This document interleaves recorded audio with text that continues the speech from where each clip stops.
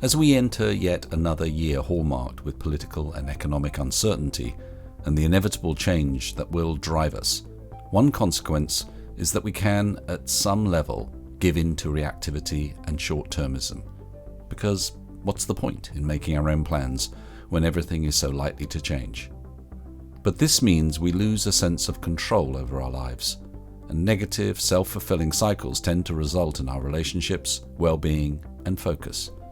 Instead, it's precisely now that leaders need to balance pragmatism with creativity to deal in realities and draw deeply on their values to do the right thing. We always love talking to individuals who have pushed at the margins of endeavour to see what they've learned from what few of us have ever experienced. And in this show, Scott and I are talking with a former elite athlete who explores the question of what drives us, challenging some of the simplistic and binary models about motivation and fulfillment. So, use this show as time to reflect on what's important in connecting with your inner self so you can commit to aligning your values and action, and perhaps gain a little increased sense of control in this crazy time.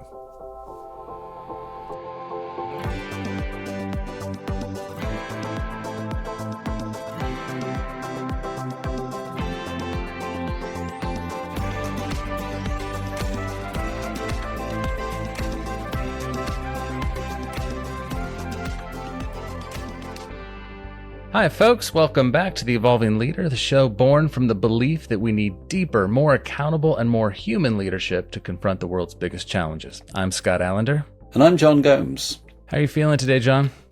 I am feeling pretty good, apart from the fact that I just had to go and see the doctor because I have an ear infection, so half my head is sort of muffled, but the rest of my head and the rest of my body is in good shape, so I'm feeling pretty grateful for that. How are you feeling, Scott? Yeah, I'm feeling pretty positive. It's been a little bit of a frantic day of demand, but I'm always feeling grateful to be back here with you and getting to have these conversations. And today in particular, because today we are joined by Kevin Miller. Kevin began his elite athletic career at age 10 and quickly became a nationally ranked BMX racer. He started his first business out of his parents' garage at age 15, and by 16, he was pursuing a professional road cycling career that led him to racing in Europe. In addition to being a former pro athlete, respected personal development guide, top-ranking podcast host, published author, and father of 9, who has devoted himself to helping people elevate their personal experience and improve the way they show up for others. Kevin hosts the Self-Helpful podcast, which has over 60 million downloads and is routinely visited by today's most influential changemakers. I had the great privilege of being a guest on his show, and it was one of my favorite appearances I've ever done, and it was a real honor. And his book, which we absolutely love, What Drives You, challenges today's myths on what driven people are and serves as a guide for clarity and conviction in what you authentically value and what truly motivates you. Kevin lives, get this, John, at 9,200 feet up in a national forest in a house he built out of straw, and somehow he has better Wi-Fi than I do. His house serves as home base for his family of 9 kids and 4 grandkids, and along with parenting, podcasting, and writing, Kevin is often out on the Rocky Mountain trails, riding and running and competing at the elite level in his age group. Kevin, it's so good to be speaking with you again. Welcome to The Evolving Leader. And thanks for having me. I love having continued conversations with people, and you and I, got to spend a good time as we did a series about you and emotional intelligence on my show. And so to come and be with you guys and continue the conversation is just a gift. Thank you. Oh, well, it's our honor. Thank you. Kevin, welcome to the show. That introduction creates in my mind many images, including a potential Netflix documentary about what it's like to live that life. So I can imagine the 9 kids running around and, the clouds, sort of cloud base below your house and so on. So welcome to the show. How are you feeling today? After that intro, I was thinking, do I feel proud or do I feel like, holy smokes, that's just tiring to listen to? It's a little of both. But I'm doing well. That question, how do you feel? That's always such a big topic. So many levels of that. Right now, I'm a little sore. I'm just recovering from the biggest bike accident I've ever had in my life. I Really? finally had. So I'm on the mend from that, but I'm moving slow. So I don't feel myself physically, at least, and that affects the mental state as well, as you know. Yeah, well, sorry to hear Oh, that. Hope you're on a quick mend. yeah. It'll be a while. I'm mending. Yeah, I can feel it. So, I mean, given the topic of being driven, we need to get to your origin story and what is driving you. You started your athletic career at a very young age. It's almost impossible to ask, your 10-year-old self what was driving you there. But have you any sense of what made you get to the top of BMX racing at such an early age, and then pivot into trying to create your own business at just 15? What was going on? I mean, there were some good things. I mean, I was brought up in a home that was very progress, thinking. I mean, it was, how do you better yourself? How do you grow and change and succeed and whatnot? And that was good. I really embraced a performance mindset, though, realizing that, man, as you achieve, you get accolades from people. And I embraced that to a big degree. So it was part authentic, joy. I mean, I liked progressing and finding success in areas. And, but then there was a part of it too, that in hindsight now, I realize I was too addicted to, because it was my self-image. And so both existed, good and bad, the yin and the yang existed. And I was, from a sports standpoint as a kid, and that's what you did back then. And I excelled in most sports that I did pretty well, and found my niche with the cycling, with biking in different ways. And then, on the business side, my dad was an entrepreneur. I never knew him to work for anyone else. He was always starting a business and running a business. And so that's what he taught me. That's what I was exposed to. I didn't really know anything else. I never knew a dad who clocked into work, who had a boss, who got fired, and I think it also fit me as well. And so it was just an expectation of all of us, I think. And he worked in the automotive business, and so I learned some things in that arena and found an opportunity to have a business. I was actually tinting windows on cars in the family garage. I'd bring them in, put a little ad in the paper, local paper, had a business phone in my bedroom at my house that I paid for, and they taught me profit and loss and how to run a business and to be an entrepreneur.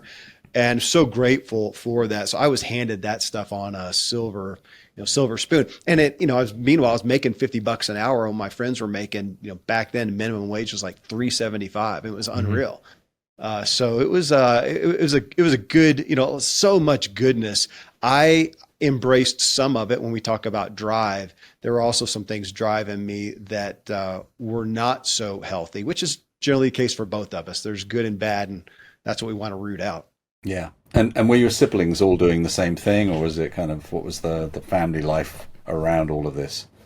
I was pretty much an only child. My brother was born. I was 7 already, and then I was almost 8. And my sister when I was 10. So very different lifestyles. And even my parents, their lifestyle changed, and they moved and whatever. So I had kind of an only child type upbringing, but they were, I mean, again, they never knew a dad who worked for somebody. It was always entrepreneurship. And well, I guess, how did it affect them? I don't know if either of them have had a real job either. I think we all missed out on the real job thing.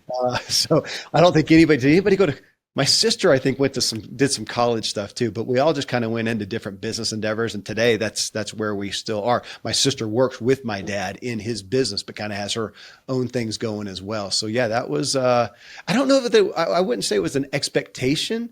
It's just what we knew and what we all embraced, and we never felt a fit doing something different. And I suppose in that, the reason I'm kind of asking that question is this sense of control over your lives. Because the entrepreneur, one of the things they're always, benefiting from is that they haven't got a boss. they get to call out what they want to do and how they want to do it, and you were taught that from an early age. So it's just interesting to know how that shapes your identity too. Oh, that was huge. I mean, yeah, the concept of somebody, and I don't want to, my gosh, I have, some of my best friends are employees in great places with great lives and enviable aspects of everything. But yeah, I did not know what it was like to not be able to take time off when you wanted to. You may work more than somebody else, but you take time off to deal with. Family was always, I mean, we always say that family first, and whether it's first or not, it was always priority. And you kind of wrapped work around that, or brought the family over to the office and we're together. And being able to be in control. Yeah, I've never known anything different. And again, I think it fit my personality really well, in that I tend to like to lead my own ideas and have autonomy in that, so it fit that. But seeing the lifestyle, they did it so well. My parents really did, and it wasn't all success. I saw them lose everything, literally everything. In high school, I remember shopping for clothes for the next semester of school, shopping with my mom. And I bought the clothes because my parents couldn't. I mean, they were wrecked. They were trying to stay out of bankruptcy. But I had money because my dad had taught me to work. And yet, no matter what happened, whether it was, and there's a lot of ups and downs. One year we're going on vacations and driving a Cadillac Eldorado, and the next year we don't go anywhere and we're driving something embarrassing. And I saw the ups and downs, and yet we came to the dinner table at night and nothing was ever different. Not that there wasn't some sadness or some disappointment or whatever, but at the end of the day, we're going to watch Dallas on TV and play Scrabble and do whatever. And that really gave me the aspect of trying. And we talk about failure so much, and it gave me such faith in trying things. If it doesn't work out, that's not a big deal. You're going to, you live to fight another day. And I saw that. That was the greatest gift. I think the worst thing that would have happened for me in my childhood is if I had not seen the failures. It was just beautiful to see. I look back with such gratitude with that. And so I've worked to not shield my kids from the failures, and yet watch my attitude is not let the failures own me as well has been so convicting, so vital. And I think, I've had my kids attest to the same thing. So it shaped my life, my parenting, pretty much everything. That's incredible. So I want to get into the good drivers and, as you say, the bad drivers, right? So let's get into that. But before we do, let's talk about a working definition around drive, because you define it as a very strong energy and determination to achieve a goal or satisfy a need. And straight out of the gate, you dispel the myth that some people are driven and some are not. Now, your story and watching your parents and all of that influence, that feels unique to me in a way, because many people don't have that sort of experience with their parents and weren't driven at such a young age to achieve. So there seems to be a spectrum of drive. You obviously having a very distinct amount of drive, but you say that it's a myth that some people are driven and some aren't. So can you unpack that, and then maybe we could go into some of the positive and some of the less positive drivers? Yeah, it really is. I mean, I look at that statement sometimes and think, it's a great contrarian approach. It gets attention, but it's honestly just what I believe and what I experienced. And speaking of parenting, I looked at my kids and, man, I want them to be driven, not the hustle type thing, but I want them to know what they want and to go after it and devote themselves to it and find fulfillment and joy in their lives in that. And so here I am as a father trying to foster what I think fosters drive, to showcase it, to help them, to push them.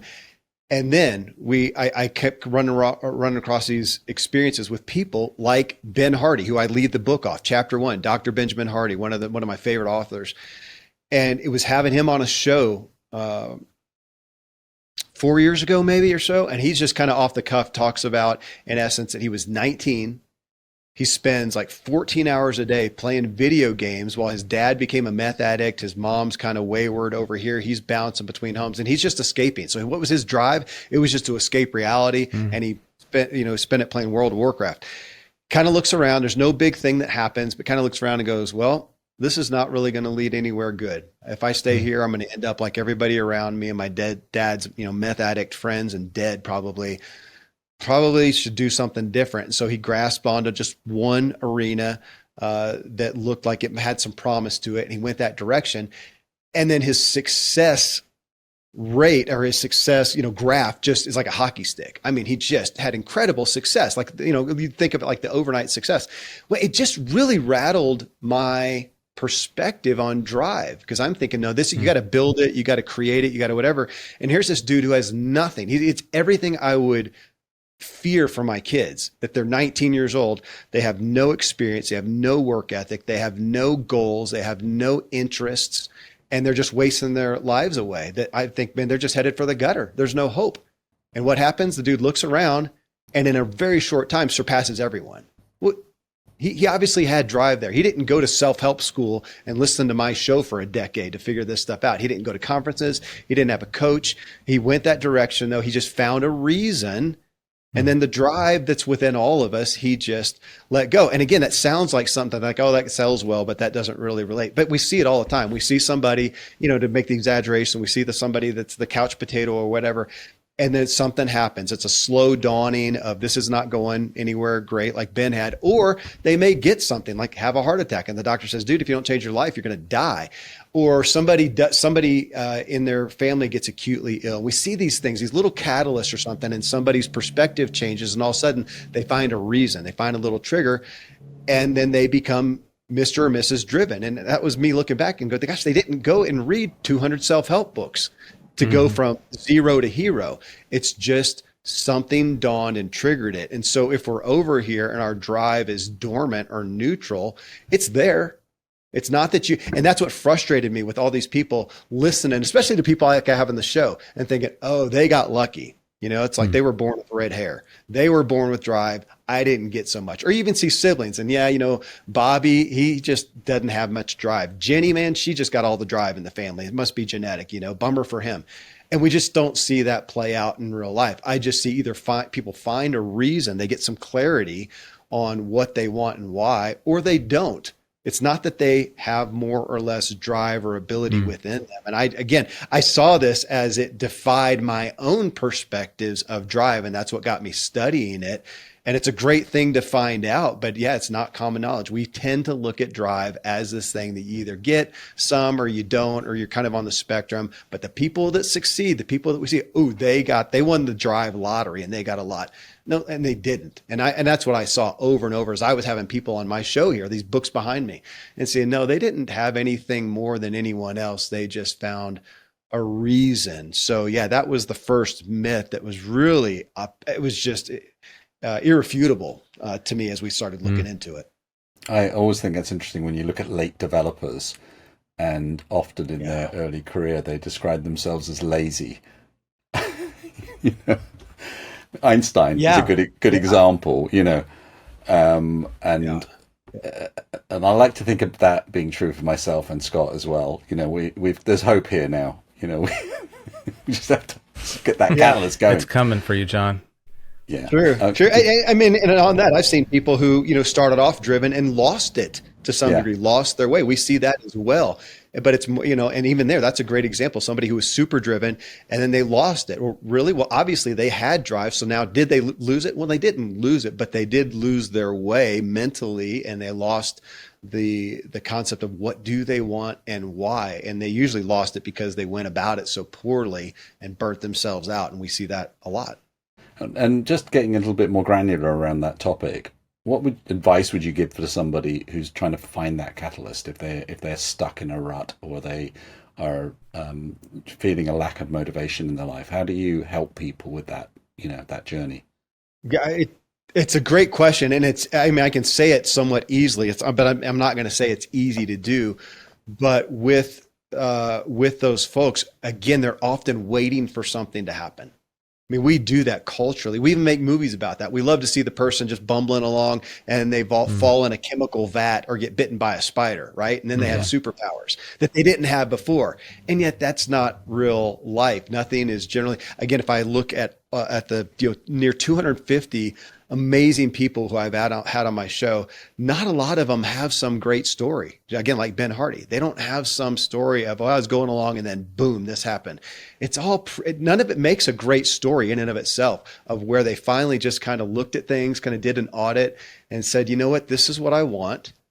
And this is why, which is again a huge part. You hear me keep laying that, not having one without the other, because so many of us think we know what we want, or we take the cultural expectations of want and go after that, and we haven't questioned why. And when we don't do that, we often find ourselves going astray.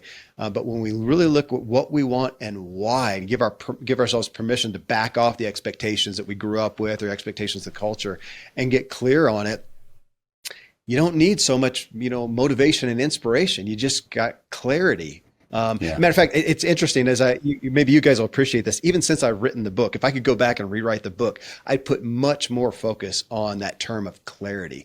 We're just looking to get clear. If you'll get clear, you don't need to pump yourself up with all this motivation. And again, I'm a fan of motivation. I do it to myself as well, but I don't have to so much, because I wake up in the morning, I know what I want.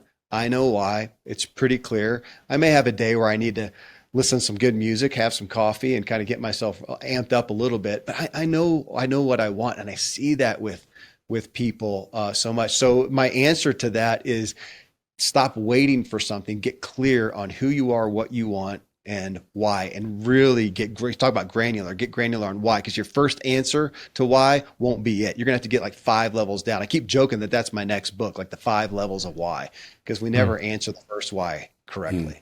I'm so glad you said clarity, because as you were talking from the beginning here, the word clarity came to mind, and the other word that came to mind is connection, right? So clarity and connection, connecting to your why.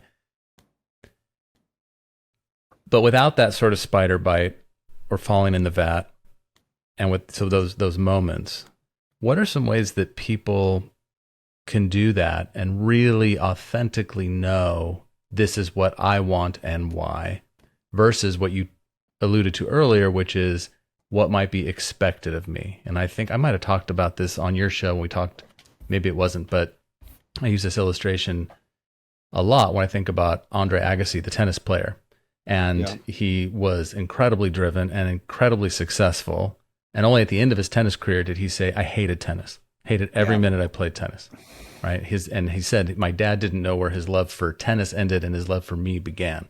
So his whole life was driven after this idea of capturing his father's love and approval, right? So I'm sure when he was in it, he convinced himself, I want to do this. This is who I am. So I know there's a lot in there, but if you could pull apart a little bit about how do we connect to our deep, authentic purpose?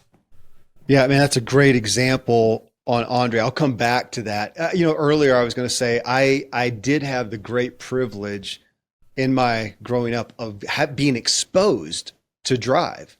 From my parents to, my dad had me at talk about motivation. He had me at the big motivational seminars as a kid. I'm in these rooms with the Zig Ziglars and the Ollie Norths and all these famous people. And I got exposed to drive. And it was such a great gift just to be exposed to people who were pursuing things that they cared about. And when years ago, when I was doing a lot of personal coaching, I realized, man, the hardest people I had to work with were those who were never exposed to drive, to purpose. They were never exposed. They grew up in a home. Parents weren't super on fire about anything. They kind of just did the basic survival stuff, which is great. They put a roof over their head and clothes on their back and food on the table, which is sweet, but they never saw it. And to wake up drive in them is hard. It was almost easier to find drive in people that were either exposed to drive or exposed to really hardship, really bad hardship, and it'll develop drive. That mediocre middle, if you grew up in that, it's really hard. So exposure is great. So now when you come to somebody and you're trying to, like, somebody's hearing this, and man, it sounds great. And this happens a lot. People, guys, sounds great. I get it. I got drive in me. I want to go forward. I don't know where I want to go. And the first thing I want to say is, man, you're in good company. Don't beat yourself up for that. You may not have been exposed to much. And that's really the answer. The best answer is go expose yourself to things. Today we've got, you can go expose yourself to Netflix documentaries on different professions and different interests and whatnot, and find the one that resonates with you and don't question it. You can go out and experience so much these days. And some of it may be uncomfortable, but I'm amazed at, even in being, even preaching this stuff, with my kids, I've exposed them to so little, to the best that I can, man. There's so many hours in the day. Their slice of life, a pie of life that they've been experienced globally is so little. And right now I'm saying, man, go out and experience stuff. I just had a kid graduate from high school, and my biggest push for him is just go do stuff.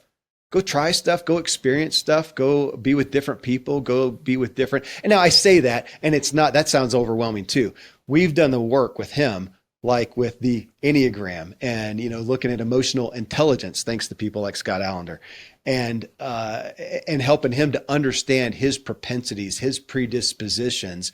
And we kind of know what lights him up. And so that makes it easier to say, okay, go try things in this area, but along those lines, along those pathways that we know that you're already bent, go do that. So it's not infinite, but man, go expose yourself to more. And I find that's hard for people too, especially in this culture that we're in today where we stay isolated. But I mean, you can do it from the comfort of your home, turn on the TV and you can stream anything and expose yourself to different, documentaries and people experiencing different things and doing things. There's a book by Lynn Twist. Well, I'm saying that it's behind me somewhere here. I'm not going to waste your time looking for it. It's hard to find, but by Lynn Twist, a renowned humanitarian, and her latest book is about just go out there and find the thing that we always talk about, passions, right? Especially in the self-help world, talk about your passions. And she's more on a way that I really appreciate too. And she's kind of like, find what breaks your heart. What is out there that just calls to you and breaks your heart? And it doesn't have to be, my brother spent a decade over in Africa rescuing people out of sex slavery and stuff. And we tend to think it's like that. Well, who do I talk to? What breaks my heart? It's the middle to upper, middle and above class of Americans. Actually, anybody who's striving, but is just not finding fulfillment. And so how am I helping them, or how does that help the world? Who knows what the butterfly effect is? And I'm kind of past the point of trying to justify it. It's just who I feel called to, but go find exposure to that thing that it just excites you. Don't worry about how altruistic it looks at first.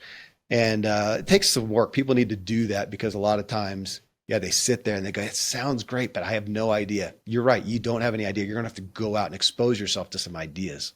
Yeah. I mean, that makes total sense because I think there's probably especially for younger folk, there's a real challenge in being able to pull apart what really truly motivates me, where I find meaning and purpose around it versus, this whole, industry communicating what that looks like and what you should. And so if you don't have an immediate sense of vocation, you want to be a doctor or you want to be a geologist or whatever it is, you have to engage in things to find that purpose and meaning because it has to be born out of experience. And that is what the effort of my book is. It's to take you through the key areas of life and say, okay, statistically, this is where people find fulfillment. It's not one thing, but here's where people tend to find fulfillment relationally or with money or with work or whatever. Here it is. Now step back and consider what is it for you and give yourself permission to step out of just what you said, Gene. Step out of the expectations that you were given by your family or upbringing or whatever.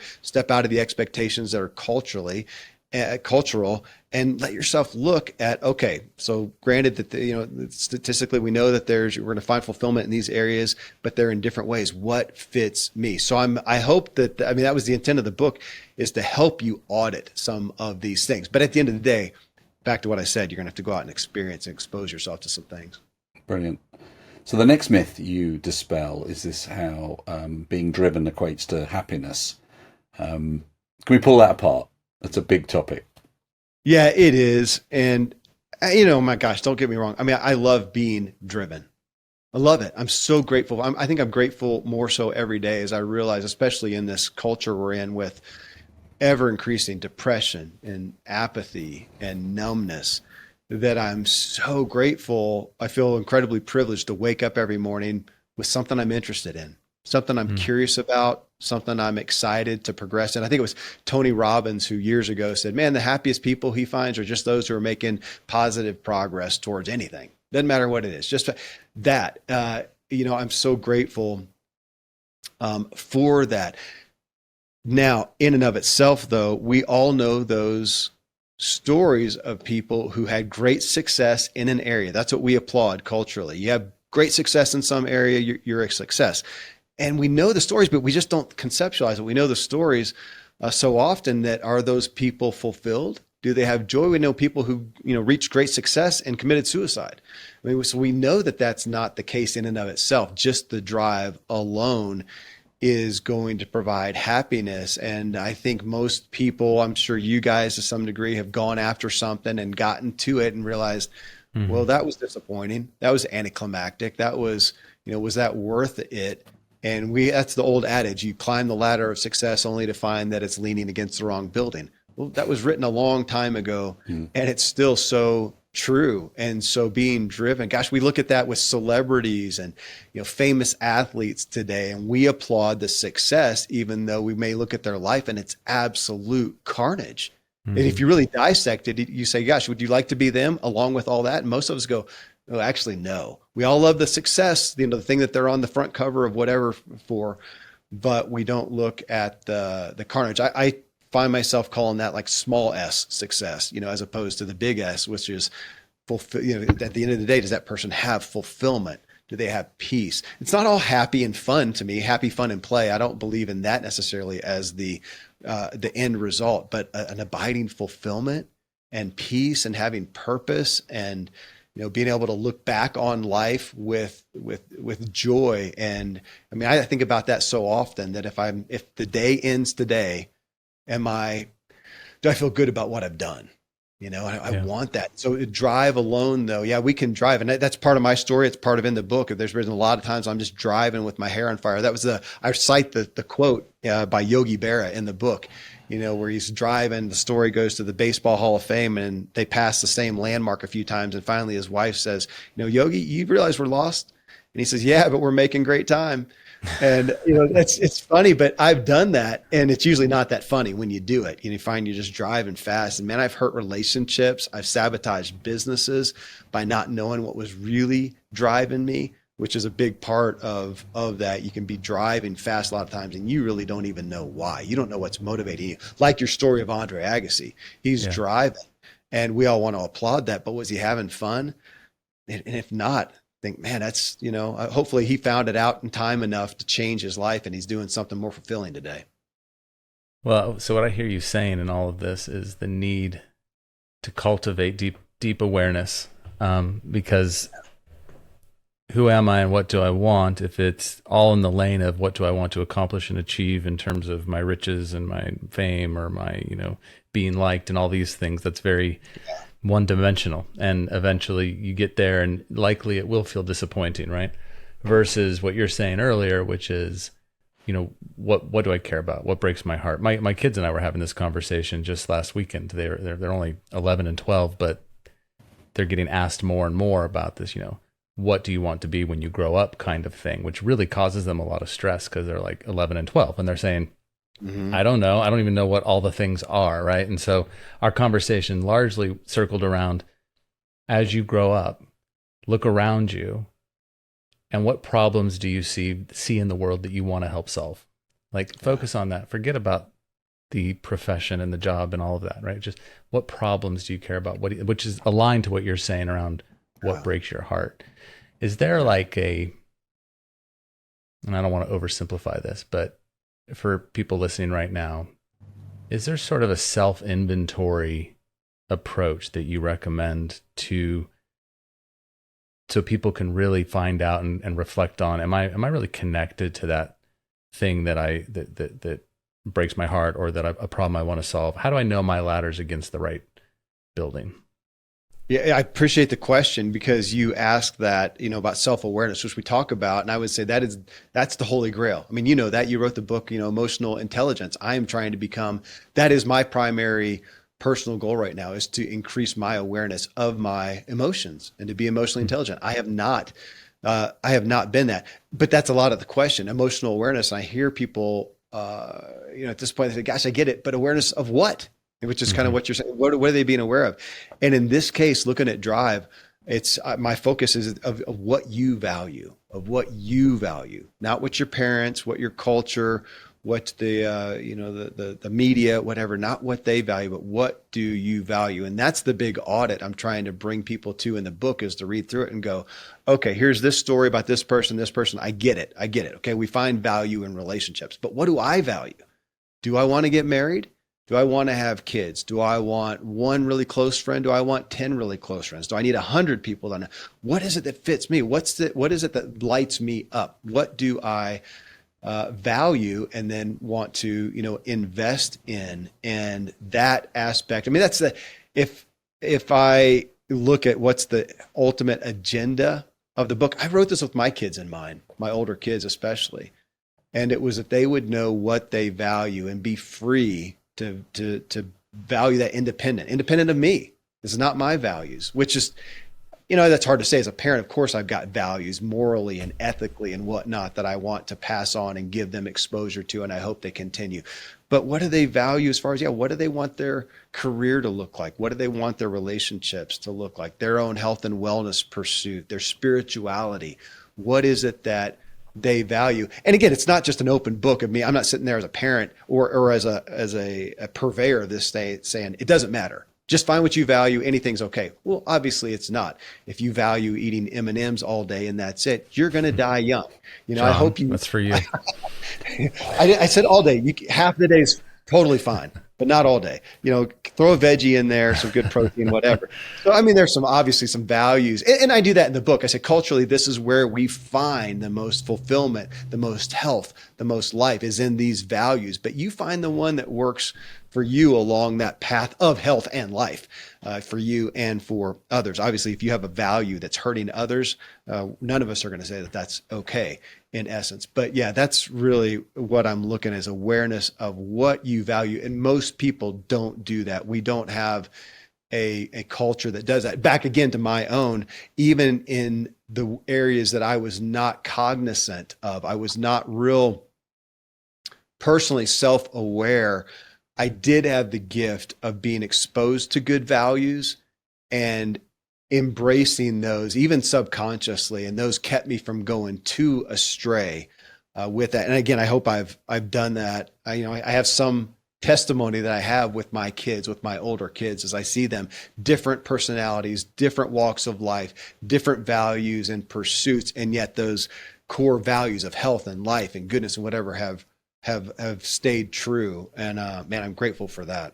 I think you're speaking a little bit into my next question, which is around how does somebody who's really found their drive and is pursuing it and feels that urge to keep hard at something, manage it in overdrive with relationships, and how that plays out with people you work with, your family, and so on. Can it become too much, and how do you manage that? Yeah, I mean, I think that's a pull for any of us, especially when we find something that works. I mean, I can't separate myself from my ego, from my, fully. I'll be working on it till the day I die to some degree, of course. But yeah, there's that propensity to find something and just go full tilt. And, gosh, there's cycles. And, even back to that, what if you find that, I see that sometimes now where people find something. I know people vocationally, and they're really fulfilled in it, and they want to stay there, and they don't want to get married and devote themselves to a relationship to a great degree. Maybe just now, or maybe forever. Who knows? I think, is that not okay in our culture? What if you don't get married? Is that all right? What if you don't? Some of my closest friends don't have kids. Well, I've got 100. So are they not whole? I think no. What I see now is there's some things that I've experienced they are not going to experience. Some of the glories of life with having kids that they're not going to experience like that. And they are experiencing some things, some immense glories that I am not going to, because I made some other choices and have some other responsibilities. And looking at that, and making some decisions on what do you want to be okay with. That's, again, part of the audit. What do you want to be driven towards and achieve? And if you look at some area and realize that you're not it's not a big concern of it. You don't have a big value in there. You're not looking to be, you want to be kind of healthy, but you don't care to be on the front cover of Fitness Magazine or to look like Thor or be in a bikini or whatever. You just want to be well enough to kind of, fine. So that may not be your biggest area of drive like it is me. That's a big one for me. But you may say, gosh, I'm going to put it over here. That's fine. But then, yeah, at the end of the day, we're balancing, okay, is this drive having negative consequences on the backside? And again, we see that with people and wonder, oh my gosh, yeah, they're driven and they're going to kill themselves or somebody else before long. And kind of back to your Andre Agassi, man, if you're driven and you're doing some things out of some unhealthy drive, or you're overdoing it and ignoring other areas, I mean, there's going to be damage from that. And I've done that. I've driven with my life in some ways that's damaged relationships, not so much my family. I was pretty devoted there, but I did a lot of taking them for granted. I was going to say taken advantage of. I don't think I've ever said that. Who wants to say that out loud? But I probably have. I've taken advantage of people and just looked at them like I look at myself. Dude, we're all just tools to make this thing happen. And I didn't pay attention to, wait a minute, how about us? How about, and I did that in my drive that I thought was altruistic. We're saving the world. We're doing this. And meanwhile, I was burning all of us out, just burning us. I mean, that's consummate. And, a lot of times if you achieve whatever, everybody thinks it's okay, but it's not. At the end of the day, it's not. And generally it leads to some kind of sabotaging, which is what I did with businesses. I think it's part of my bio. I don't think you guys read it, but a lot of my times my bio will include, he started 19 businesses. Okay, I'll take some credit for that. But it's also because, one, I did a lot of them. I didn't know what the heck I was doing or why.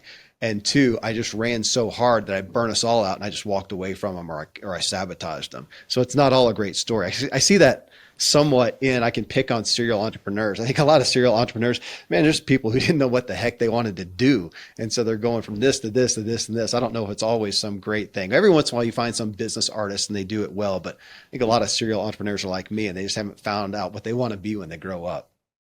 Yeah, what I'm hearing in that is in overdrive, you can become singularly focused on the one thing at the expense of everything else around you. Now, speaking of those other things around us, I find that I can be pretty driven in many areas, and I can be incredibly lazy in other areas. And having done some work on myself with the Enneagram, as you mentioned, I have some insights now as to why I do that. But I'm curious, thinking about listeners who might be contemplating what you're saying, and they might be thinking as well, gosh, I'm really driven here, but I'm also really lazy here, and I'm not sure why I'm so lazy here. Can you pull that out a little bit in terms of people that might be feeling that duality of driven in one area, lazy in other, would like to be less lazy in that way? How do I connect more drive to those areas that require it? I appreciate the question again, Scott, because I always refer to them as aspiring people, but we have, like Arthur Brooks talks about strivers. He's a striving people. The type of people who are going to listen to this show are all in that, or they wouldn't be here listening. They'd be over listening to some crime show on whatever network. And so with them, they're here because they're achieving some success. They're driven in some areas of their life. Most of them, like all of us, then have some areas where either we're not driven or we may even feel, I find a lot of people, and they feel like they kind of are, but they're doing the, 1 + 1 over here and the math's not working out. And they get really upset. I mean, gosh, I'm killing it in this area, and I'm just sucking over here. And it's frustrating. And it can lead us to feeling ashamed about that. Or just realizing I'm just not that motivated. For me, it's money. I mean, if you say, where's an area that I'm lazy? It's money. I am not motivated by money. And that can sound altruistic, but you kind of need to be, somebody's got to pay the bills here. We need some money to keep the business going and the house paid for. And so I need to, and I've got to get help with that. I find myself, feeling lazy, and it drives me generally back to realizing, have I lost clarity on what am I doing here?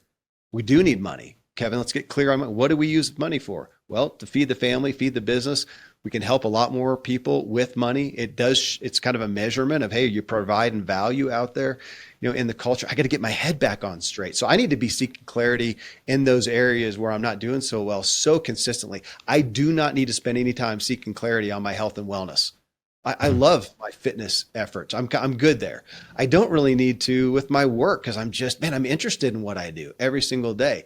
But now we come over to these other areas where I'm languishing a little bit and I realize, okay, I got to it's like affirmative action. I got to come back here. Okay, what do I care about in here? What is it what do I value? Come back to that, Kevin. And how are we doing? And now what do I need to do? And to that, using money, which is the one I talk about for myself, that's always been my Achilles heel. I don't think I'm ever going to be super driven with money. I've kind of given up on that. I'm not. And yet I have figured out what my values are. And so what do I do in those? So back to health and wellness, I don't need anybody's help. I mean, not that I don't, my best friend's a functional medicine doctor. I can get help there plenty, but I don't need help being driven towards that. So I'm good. Over here though, money, I'm going to need help. So what do? I bring in other people. So I don't need other people with health and wellness money. I need other people. And so I have, there's financial advisors, there's CPAs, there's bookkeepers, there's, a lot of people that you can employ, and I keep them, they're my team to help me where I feel lazy. I feel unmotivated. And again, I like that. I like that perspective of looking at, hey, if there's some areas you want to shore up in your life, you do want more success, and yet you're not driven there, you may not be. Let's get clear on your values, but you may realize, you know what? I'm just never going to be super driven in X. Well, get help. If you find value there, which hopefully you do. Now, the only other caveat I'll put in there is there are some areas where, I start the book off talking about spirituality, and I make the case that spirituality as a value historically with humans provides a significant amount of fulfillment. There's very few people who end up on my show who don't have a spiritual component that's primary in their life. I didn't have them on the show because of that. They're on my show because of that. So I'm making the case that spirituality has a lot of value historically. That said, if you look at it and go, you know what? I just don't care and I don't want to care. Okay. Doesn't mean you're going to be a failure in life. You may just need permission to, I'm not going to give that a lot of focus. Okay. Again, I think we need to look at those and get honest with ourselves. But even that, let's get it out on the table though, and understand where you are. And there may be some where you realize, I'm just going to be kind of lazy. I think I'm always going to feel kind of lazy with money. Now I am going to employ other people to help me make sure that there is some there.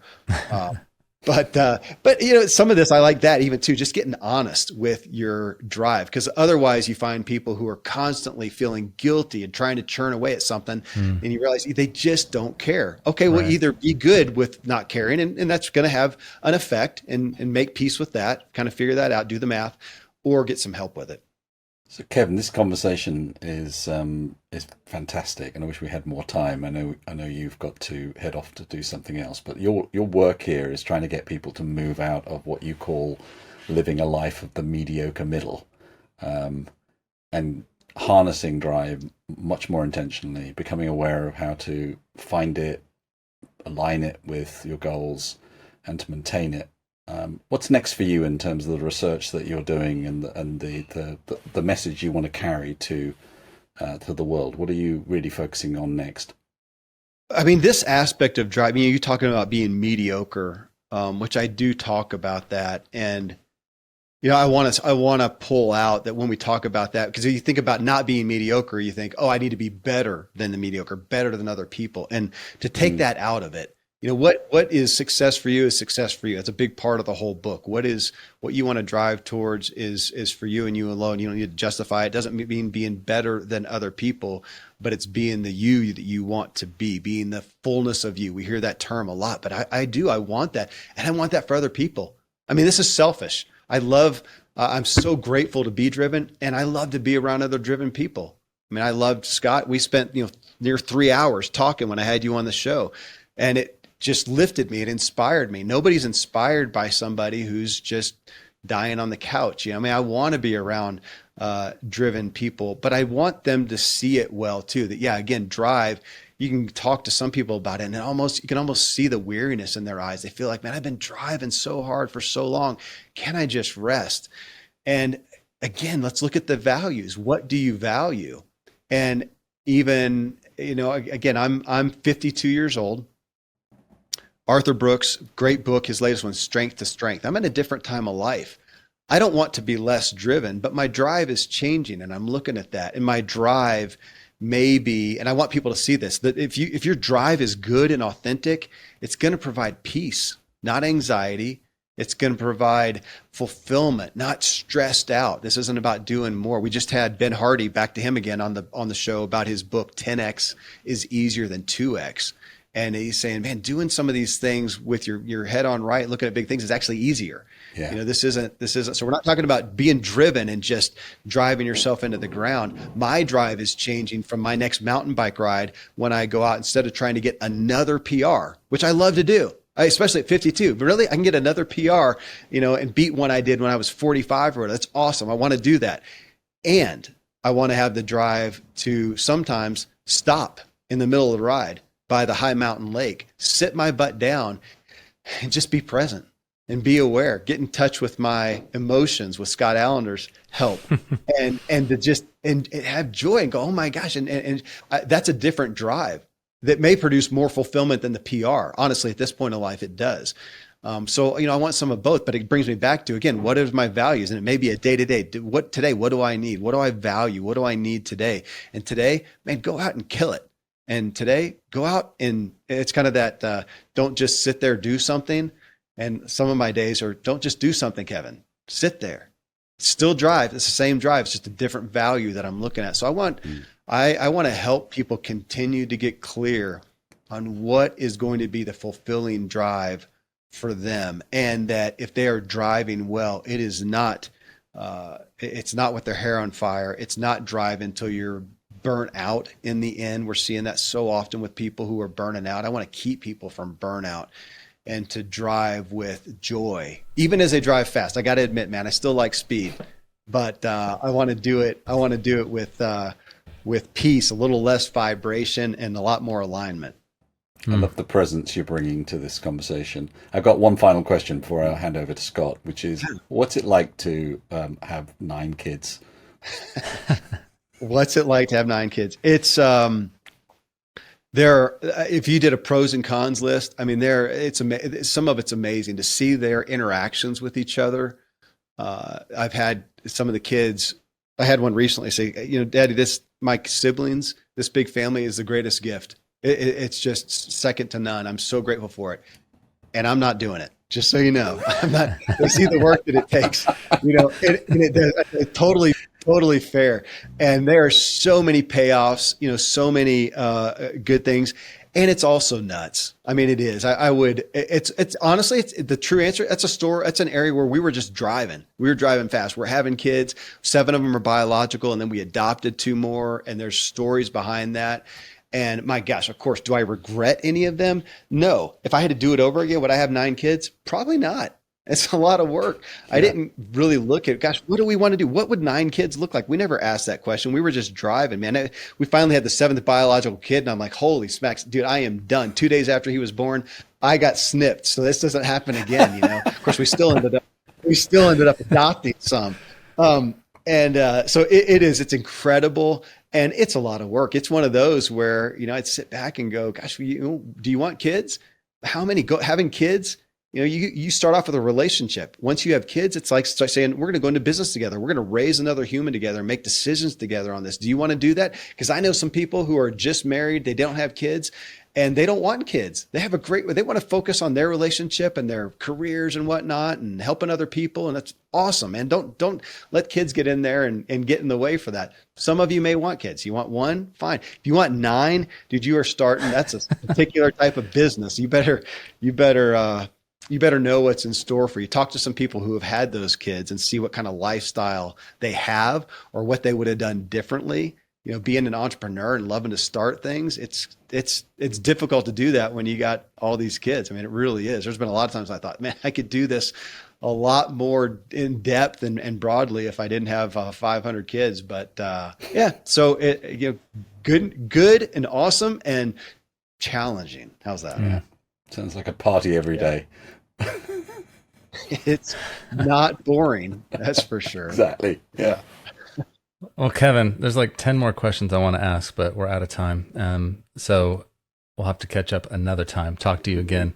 Everybody, I can't recommend this enough. This book, What Drives You, by Kevin. You need to pick this up now. There's so much usefulness in here and thought-provoking passages. So strongly encourage that. And again, Kevin, thank you for your time, for your insights. And for our listeners, remember, the world is evolving. Are you?